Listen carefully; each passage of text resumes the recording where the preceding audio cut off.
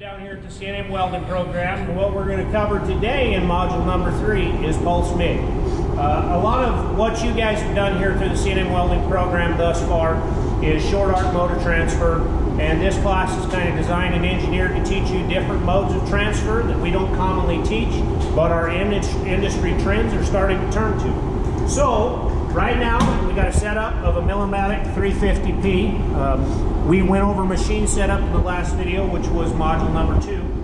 But this class is not going to be based on short arc MIG, so this readout is not going to be what you're used to seeing. So what I'm going to do is I'm going to give you a quick overview of how to get in here and set this up for pulse MIG, and then we're going to talk about it a little bit. So if I go over here and I hit the setup button, I am using a MIG gun. Switch it, no spool gun, we're using a MIG gun. Hit that button again. If it'll work here for me, hold on. Hit the setup button again. We are going to do a pulse mode transfer. Hit the setup. We're using steel wire, 0.35 diameter in size. Run in, leave it alone. Now we've got a completely different readout. What you notice is your arc or your voltage went away. It didn't necessarily go away, it's just reading out in a different way. In this machine, it's known as arc length. In some machines, it's known as trim. They both mean the same thing. Now, on Miller machines, you're usually going to get a 0 to 100 readout on this arc length. On Lincoln machines, where you have trim, you're going to have a 0.50 to a 1.50. I'm going to save a lot of heartache for you.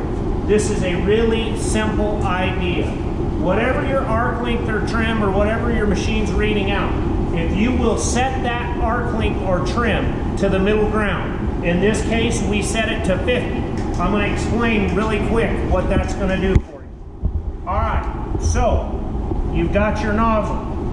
Contact tips up inside here. You've got your wire poking out the end. When your arc initiates, you're going to get a different sound. It's going to say, a lot of people say it sounds like a chainsaw or a bumblebee on steroids. But what you're going to notice in the arc, other than the sound, is you're going to get a cone that creates at the end of that wire. What this adjusting your arc length or your trim will do, and this is the goal as a welder, you want your cone to be as wide as it is tall. That's how you're going to get the optimal performance out of this machine. Now, I could adjust it to where my cone is super wide but short. That's going to give you a very wide profile. The depth of penetration is not going to be there.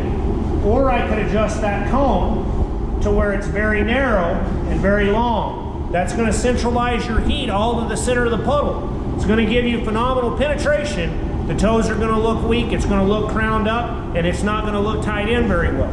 That's why I eliminate all that confusion, and I tell you, set your trim at the middle ground, and your cone will be very close to as wide as it is tall. If not, then I'll go in and fine tune it, if need be. But that is the goal on the trim side of things. Then if you look at wire feed speed, it's basically giving you a readout. It's telling you your inches per minute. How many inches of wire is coming out of the end of that MIG gun while you're running, along with amperage.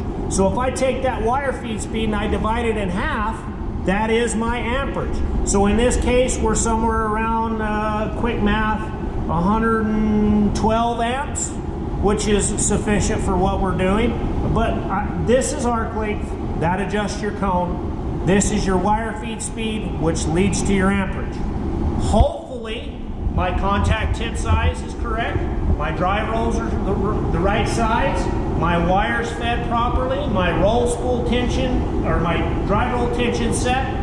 I'm using the proper shielding gaps. Now here's where the game changes a little bit. With short arc MIG, you guys have been running 75-25 for your entire training career. Pulse MIG will not run on 75-25 gaps. You've got to have a minimum of 85-15 mix. This scenario, we're running 90-10. 90-10 is a little bit more expensive, 90% argon, 10% CO2. A lot of welders will run, I'm running a 10% CO2 mix. It's the same darn thing as 90-10 mix. So we're preferring to run 90-10, 85-15 will work. You can go to 95-5, you can go to 98-2, it'll all run, but 90-10 gives you your optimal performance. I've got my CFH set to 35. I think our machine's set up, ready to go. Now if we walk in here in the booth, I set my arc length at 50, and what I did is I did a few trial runs for you. This is no different than what you should do as a welder. Anytime I get on a job and I get with a process and I say, you know what, I haven't ran this in a while, I haven't worked on this part for a while, you probably should tune that machine in before you start burning and learning on a live part. So what a lot of times people will do is they'll go out and they'll go in the scrap bin, weld test, I'll ask them where their scrap bin is, and I'm going to find the material thickness that I'm supposed to be welding on, and that's what I'm going to set my machine to. Because it'd be crazy for me to work on a part that's made out of 1/8" steel and set my machine up for 1/4 inch and expect a good outcome, because it's not going to work, right? So I found a piece of 1/4 inch material because that's what I'm going to weld my part on, and I say, you know what, I'm going to just take a guess. I set my arc length because that's what my weld teacher taught me to do, and I'm just going to go with 250 on the wire feet speed. I'm going to run 1 inch or 2 and I'm going to look at it. Well, you guys have been in the welding program hopefully long enough, some of you may not, but what am I going to look at? Well, there's a few things. Is the weld size right? And we're going to talk more about that here in a minute. Are the toes tied in? Is the crown reinforcement good? And are the toes as straight as an arrow? I mean, welding doesn't get much simpler than that. So if you look, I've got 4 different welds. I ran it at 250. I said, nah, that's weak. Toes look garbage. I turned it up, went to 275. Sure, it's going to give me more wire, but it's also going to give me more amperage. I start to see a little better look along the toes, but that crown still doesn't look quite like I like it to. I bump it up 25 more to 300.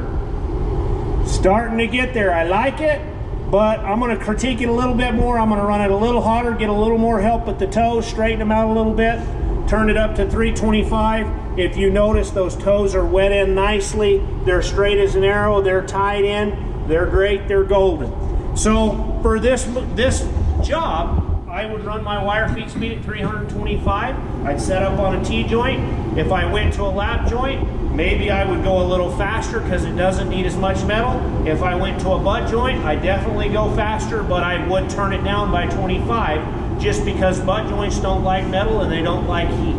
So I quickly went through and set this machine. Now, there's a few key things that you got to remember about pulse MIG. Pulse MIG does not like a pull technique. And what I mean by that is if my weld progression is going from right to left, that gun cannot be pointed away from my travel. That is a pull technique. Pulse MIG does not like that. Pulse MIG likes a push technique. So your gun, and I usually go 90 to 10 degrees in the direction of travel. That is a push technique. That is a pulse MIG technique. It does like push. The other thing is, it doesn't like scale. Mill scale on the presence of hot rolled steel, it does not like mill scale. So I took a flat disc. You guys can notice if it gets up here close, you can see that I have removed the mill scale from where the weld is going to go. It likes clean metal. It doesn't like scale. Now I'm going to run a piece here in the second video of a piece that has scale on it and then a clean piece, and you're going to hear a definite difference in the way it sounds, and you're going to see a definite difference in the way it looks. So it likes to push, it likes clean metal, no scale, and a lot of people are like, well, is Pulse MIG only used for steel applications? No, Pulse MIG is a new technology in the wired world, and I shouldn't say new because it didn't just happen yesterday. I mean, in New Mexico, it's just starting to take hold, but it is a newer technology out of the welding processes, and you can run steel with Pulse MIG, you can run stainless steel with Pulse MIG, you can run aluminum with Pulse MIG, you can run metal core in a pulse setting mode of transfer. So Pulse can be utilized in a lot of various different types of materials and a lot of different applications. It's just understanding the simple basics can go a long ways in helping you be successful with this piece of equipment, with this kind of technology. And the technology grows every day. Pulse MIG, that was a first out. Now you're starting to get precision pulse, where you can go in and not only pulse the motor transfer, but you can tell it how many times to pulse in a minute. You can do rapid pulse, where it pulses maybe twice as much as it originally does on an old motor transfer.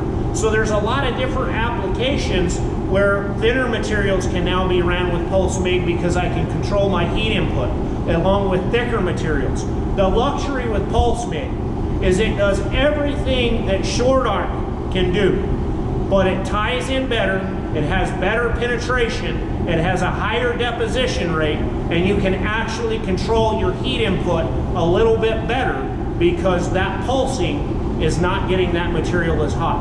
Hopefully I'll see you in the next video, video number 2. Thanks for watching.